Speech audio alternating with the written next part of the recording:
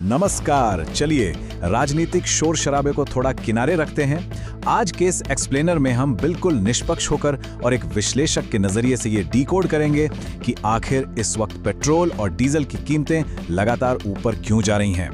ऊर्जा बाजार का असली अर्थशास्त्र समझना सच में बेहद जरूरी है। शुरुआत करते हैं इस आंकड़े से। 7.35 रुपए। ये कोई मामूली नंबर नहीं है, बल्कि ये हम और आप जैसे उपभोक्ताओं की तात्कालिक वास्तविकता है। 15 मई के बाद से पेट्रोल की कीमत में ठीक 7.35 रुपए प्रति लीटर की वृद्धि हुई है और डीजल भी लगभग 7.53 की बढ़ोतरी के साथ इसी राह पर है। जाहिर है इसका सीधा असर हमारी जेब पर पड़ रहा है।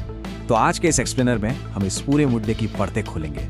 हम वैश्विक झटकों से शुरुआत करेंगे, फिर कॉर्पोरेट मुनाफे, टैक्स के जटिल जाल, राजस्व और महंगाई के संतुलन को समझेंगे और अंत में देखेंगे कि आगे की राह क्या है।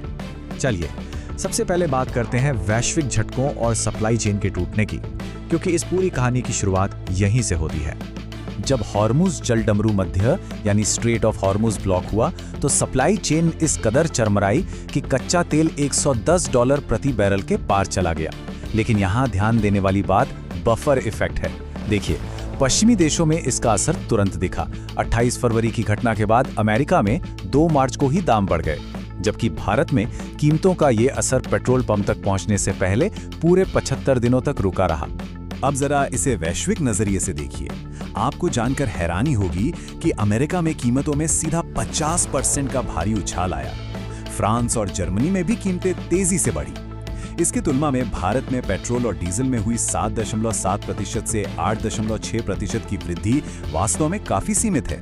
तो आखिर 75 दिनों तक इस झटके को किसने सहा? यहीं से हम अपने दूसरे पहलू पर आते हैं, कॉर्पोरेट मुनाफे की दुविधा। भारत के 90% तेल बाजार को नियंत्रित करने वाली ऑयल मार्केटिंग कंपनियों यानी OMCs की वित्तीय स्थिति समझना बहुत जरूरी है।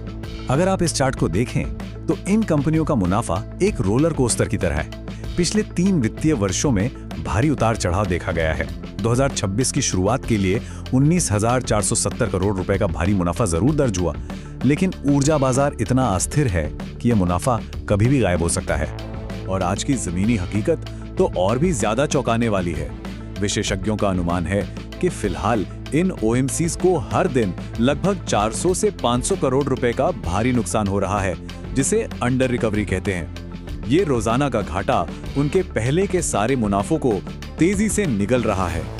जाने माने ऊर्जा विशेषज्ञ नरेंद्र तनेजा ने यहाँ एकदम सटीक बात कही है। देखिए, कॉर्पोरेट मुनाफा हमेशा सिर्फ लालच नहीं होता।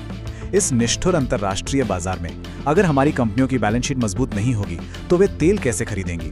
राष्ट्रीय ऊर्जा सुरक्षा के लिए उनका आर्थिक रूप से मजबूत होना एक बुनियादी आवश्यकता है। आप डॉलर देंगे तभी आपको तेल मिलेगा। चलिए अब आते हैं घरेलू मोर्चे पर और समझते हैं टैक्स के इस जटिल जाल को, जो असल में कीमतों को और ज्यादा बढ़ा देता है। आप पंप पर जो अंतिम कीमत चुकाते हैं वो हवा में तय नहीं होती। उसके 3 मुख्य हिस्से होते हैं। पहला, अंतर्राष्ट्रीय कच्चे तेल की कीमत। दूसरा, केंद्र सरकार का उत्पाद शुल्क। और तीसरा, जिसकी वजह से सबसे ज्यादा विवाद होता है, राज्यों का वैट और सेस। यही तीसरा हिस्सा देश के अलग अलग राज्यों में कीमतों में भारी अंतर पैदा करता है। इस तुलना को देखिए, तस्वीर एकदम साफ हो जाएगी। ईंधन से राजस्व कमाने का जो प्रलोभन है वो राजनीतिक पार्टियों से बहुत ऊपर है। चाहे विपक्षी दलों की सरकार वाले राज्य हों जैसे तेलंगाना और केरल, या फिर NDA शासित मध्य प्रदेश और बिहार, दोनों ही अपने अपने स्तर पर भारी टैक्स वसूलते हैं। मतलब टैक्स का बोझ तो हर आम आदमी पर है, चाहे वो कहीं भी रहता हो।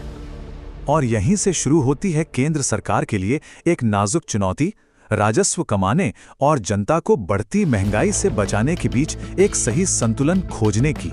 वित्त मंत्री निर्मला सीतारमण का ये बयान हमें उस 75 दिन वाले प्राइस फ्रीज का पूरा गणित समझा देता है। उत्पाद शुल्क में कटौती करके 1 लाख करोड़ रुपए से ज्यादा के इस झटके को सरकार ने खुद सोख लिया। जरा सोचिए, अगर ऐसा नहीं होता तो पेट्रोल डीजल के दाम रातों रात सीधे 15 रुपए प्रति लीटर बढ़ जाते। तो इन सब बातों को समझने के बाद अब सबसे बड़ा सवाल ये उठता है कि आगे की राह क्या है? क्या हमें जल्दी ही कोई राहत मिलने वाली है?